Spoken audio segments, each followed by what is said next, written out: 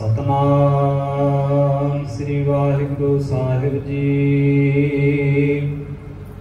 सिद्धि मने विचारिया किवें दर्शन लेवै वाला। ऐसा जोगी कली माहे हमरे पंथ करे उजियाला। खबर दिता नाथ जी पानी भर लै बन उठ चाला। बाबा आया पानीए डिठे रतन जवाहर लाला। सतगुर अगम अगाध तुरख केड़ा चले गुरु दी झाला। फिर आया गुरनाथ जी पानी ठौड़ नहीं उस ताला। शब्द जिती सिद्ध मंडली की तो से अपना पंथ निराला। कल जुग नानक नाम सुखाला। शब्द जिती सिद्ध मंडली की तो से अपना पंथ निराला। कल जुग नानक नाम सुखाला। वाहिगुरु जी का खालसा वाहिगुरु जी की फतेह। चौर छतर तखत दे मालिक हजूर पातशाह धन धन सतगुरु साहिब श्री गुरु ग्रंथ साहिब महाराज जी की पावन और मुकद्दस हजूरी दे अंदर संध्या वेले दे दीवाना की हाजरी कर रहे गुरु प्यार वाले सत्संगी जनों साहिबां दी रहमत का सदका पावन गोद दे अंदर जुड़ करके रबी बाणी दे कीर्तन दे नाल सांझ बना रहे सां। उपरंत भाई साहब भाई गुरदास जी दियां पवित्र वारां दी लड़ीवार विचार दे नाल जुड़न दा सुभाग समा प्राप्त होया है। इस लड़ी दे तहत पिछलेरे दीवाना दे अंदर पहली वार दियां 30 पौड़ियां दी विचार आप संतां दे नाल सांझी कीती। अगलेरी 31 नंबर पौड़ी जिसका पाठ आप जिया ने सत्कारयोग भाई साहब होना पासों श्रवण किया है। इसकी विचार आप संतां दे नाल सांझी करनी है। आओ विचारां दी आरंभता तो पहला गुरु चरनां दे अंदर हाजरी लवाइए। बड़े प्यार अते अदब साथ आखो जी सतनाम श्री वाहिगुरु साहिब जी। सतनाम श्री वाहिगुरु साहिब जी। सिद्धि मने विचारिया किवें दर्शन लेवै वाला।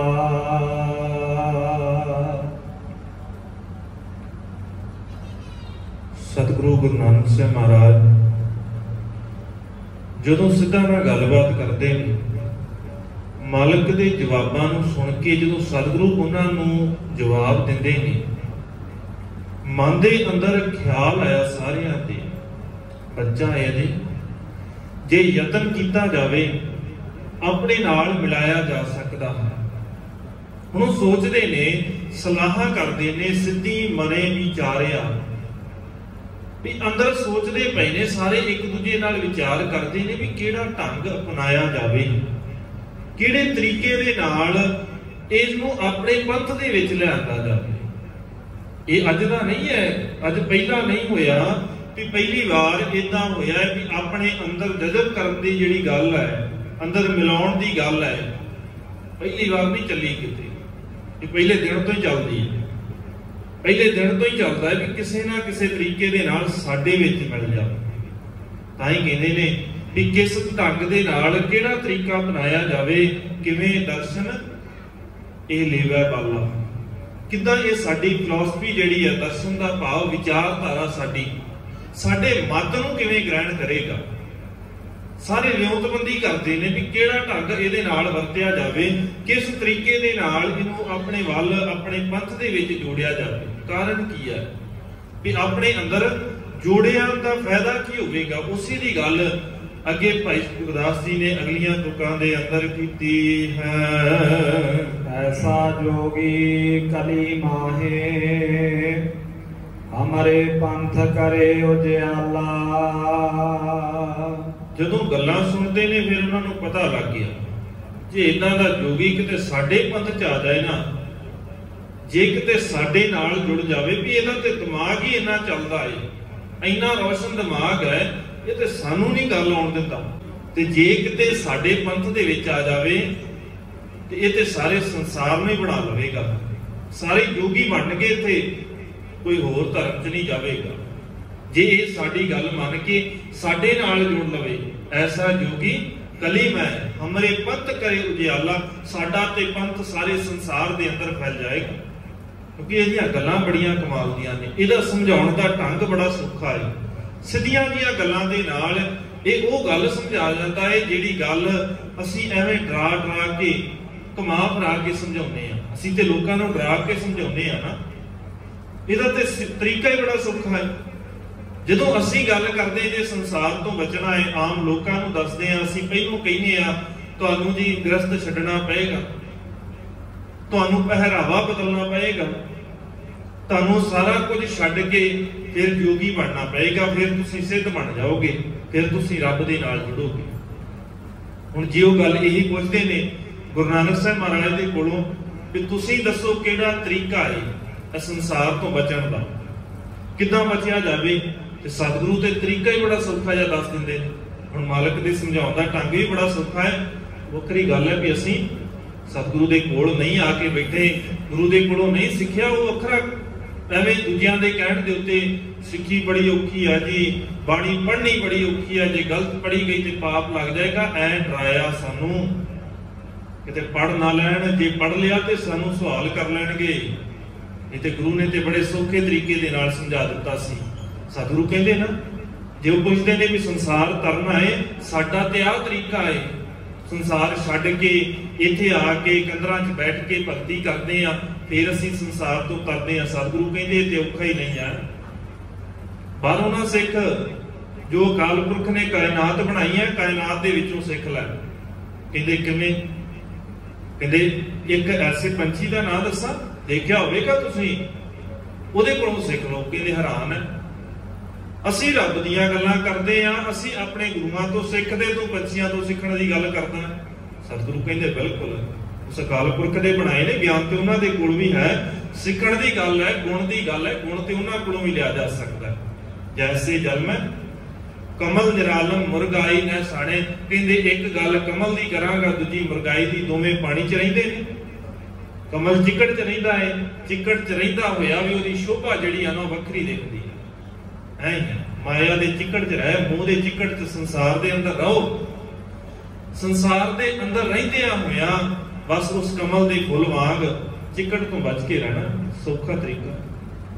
ਹਾਂ, ਜਦੋਂ ਇਸ ਰਾਹ ਤੇ ਤੁਰਾਂਗੇ ਔਖਾ ਲੱਗੇਗਾ, ਔਖਾ ਉਦੋਂ ਲੱਗੇਗਾ ਜਿੱਦਣ ਅਸੀਂ ਆਪਣੀ ਮੱਤ ਦੇ ਨਾਲ ਤੁਰਾਂਗੇ, ਗੁਰੂ ਦੀ ਮੱਤ ਲੈ ਕੇ ਤੁਰਾਂਗੇ, ਫਿਰ ਨਹੀਂ ਔਖਾ ਲੱਗਦਾ।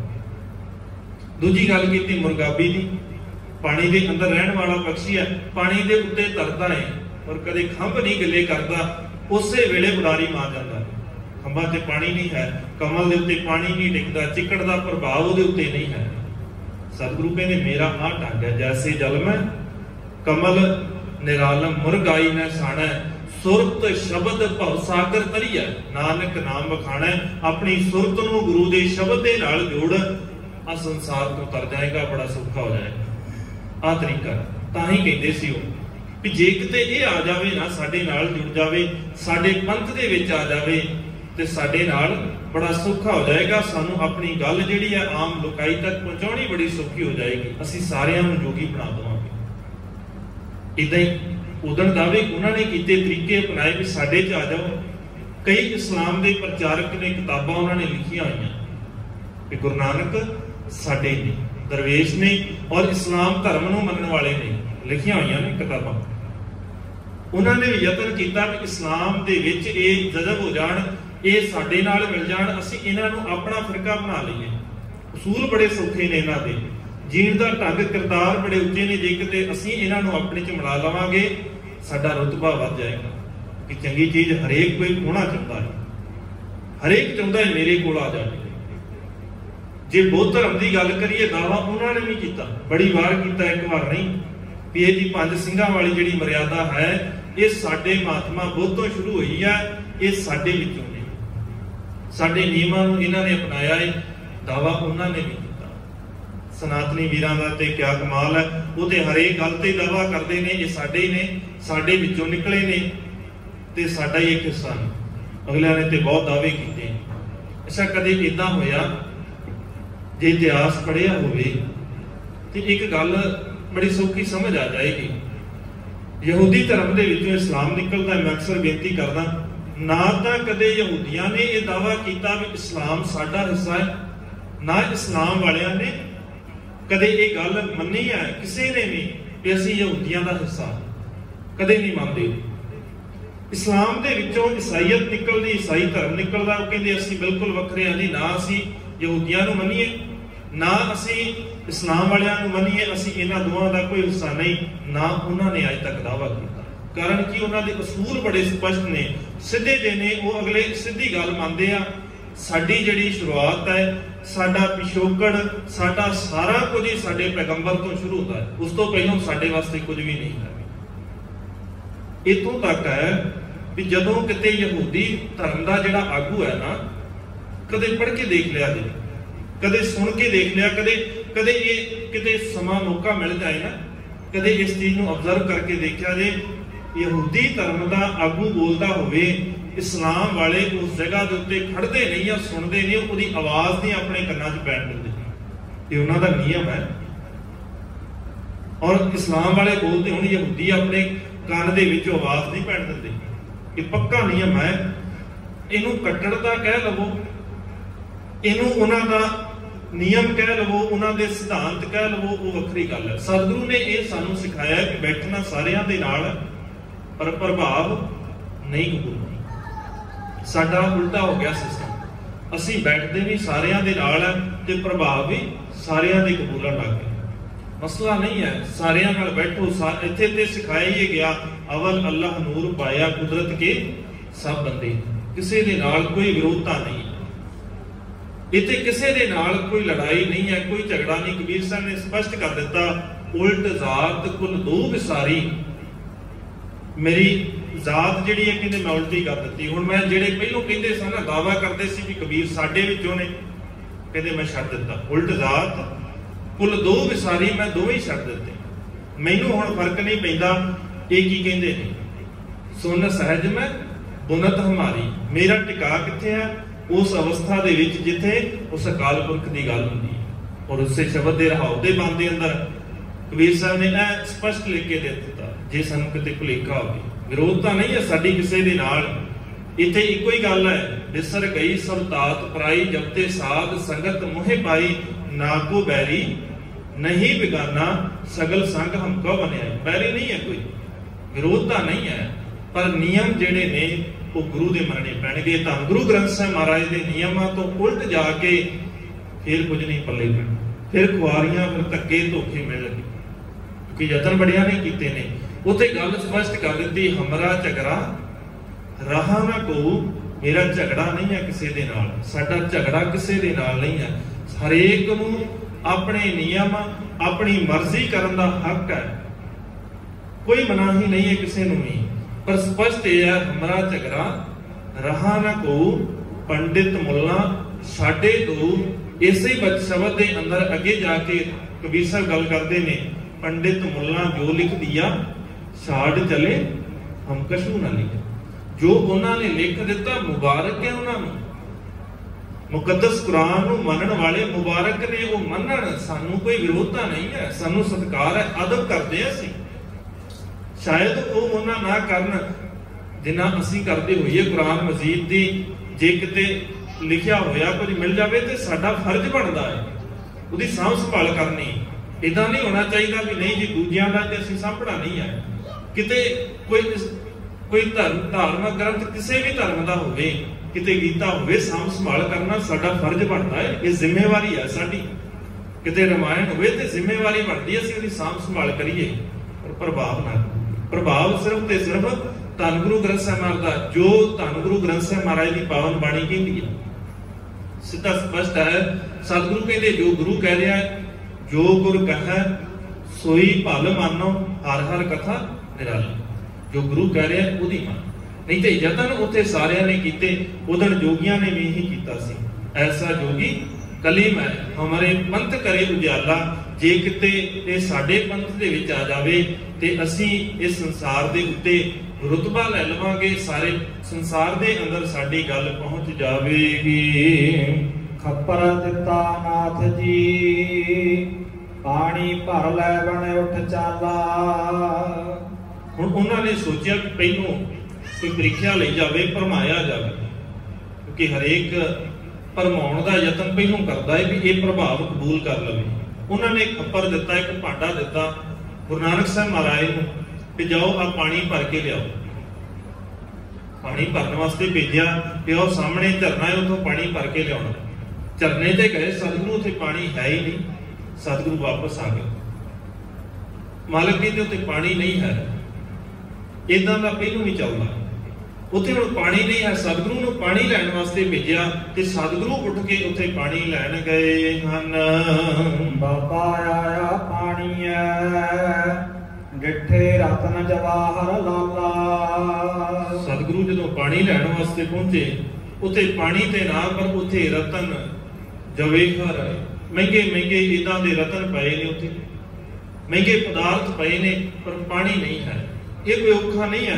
ਅੱਜ ਵੀ ਅਸੀਂ ਕਈ ਥਾਵਾਂ ਦੇ ਉੱਤੇ ਜਾਦੂਗਰ ਦੀਆਂ ਪ੍ਰਦਰਸ਼ਨੀਆਂ ਲੱਗੀਆਂ ਹੋਣ, ਸਾਡੀ ਨਜ਼ਰ ਜੀ ਨੂੰ ਬੰਨ੍ਹ ਦਿੰਦੇ ਹੋ। ਉੱਥੇ ਲੱਗਦਾ ਹੈ ਸਾਨੂੰ ਕਿ ਇਹ ਸੱਚਮੁੱਚ ਹੋ ਰਿਹਾ।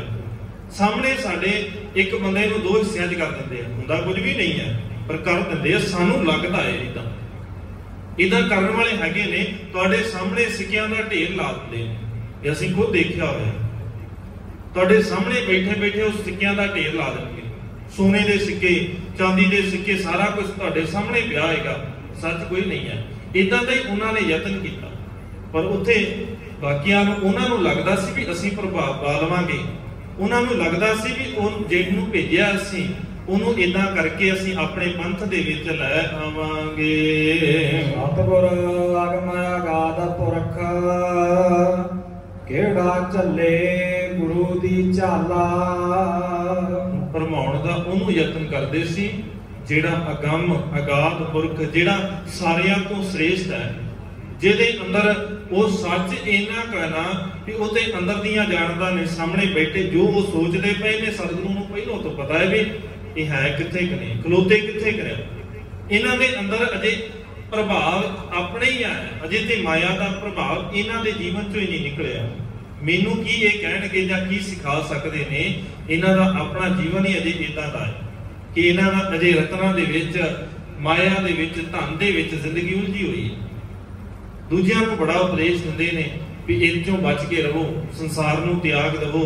ਸਤਿਗੁਰੂ ਦੀ ਝਾਲ ਹੁਣ ਉੱਤੇ ਕੋਈ ਚੱਲਣ ਵਾਲਾ ਨਹੀਂ ਕਿ ਗੁਰੂ ਜਦੋਂ ਸ਼ਬਦ ਦੀ ਗੱਲ ਕਰਦਾ ਹੈ, ਜਦੋਂ ਸ਼ਬਦ ਦੀ ਚੋਟ ਵੱਜਦੀ ਹੈ ਤੇ ਚੰਗੇ ਚੰਗੇ ਆਪਣੇ ਆਪ ਨੂੰ ਕਹਾਉਣ ਵਾਲੇ ਰੱਬ ਦੇ ਨਾਲ ਜੁੜੇ ਹੋਏ, ਉਹਨਾਂ ਦੇ ਕਪਾਟ ਖੁੱਲ ਜਾਂਦੇ ਆ ਵੀ ਅਸੀਂ ਅੱਜ ਤੱਕ ਭੁਲੇਖੇ ਦੇ ਵਿੱਚ ਹੀ ਆ ਵੀ ਰੱਬ ਨਾਂ ਦੀ ਚੀਜ਼ ਨੂੰ ਤੇ ਅਸੀਂ ਸਮਝਿਆ ਹੀ ਨਹੀਂ। ਰੱਬ ਦੀ ਹਸਤੀ ਕਿੰਨੀ ਕੁ ਵੱਡੀ ਹੈ, ਉਸ ਗੱਲ ਨੂੰ ਤੇ ਅਸੀਂ ਸਮਝ ਹੀ ਨਹੀਂ ਸਕੇ, ਅਜੇ ਰਸਤੇ ਦੇ ਵਿੱਚ ਹੀ ਉਲਝੇ ਹਾਂ। ਫਿਰ ਆਇਆ ਗੁਰਨਾਥ ਜੀ, ਪਾਣੀ ਠੌੜ ਨਹੀਂ ਉਸ ਤਾਲਾ। ਫਿਰ ਆਇਆ ਗੁਰ ਨਾਥ ਜੀ, ਸਤਿਗੁਰੂ ਆਏ ਵਾਪਸ, ਕਹਿੰਦੇ ਨਾਥ ਜੀ ਉੱਥੇ ਪਾਣੀ ਤੇ ਆਇਆ ਹੀ ਨਹੀਂ, ਉੱਥੇ ਤੇ ਪਾਣੀ ਨਾਂ ਦੀ ਕੋਈ ਚੀਜ਼ ਹੀ ਨਹੀਂ ਹੈ। ਤੁਸੀਂ ਮੈਨੂੰ ਪਾਣੀ ਲੈਣ ਭੇਜਿਆ पर पानी उस जगह के उत्ते बिल्कुल नहीं है।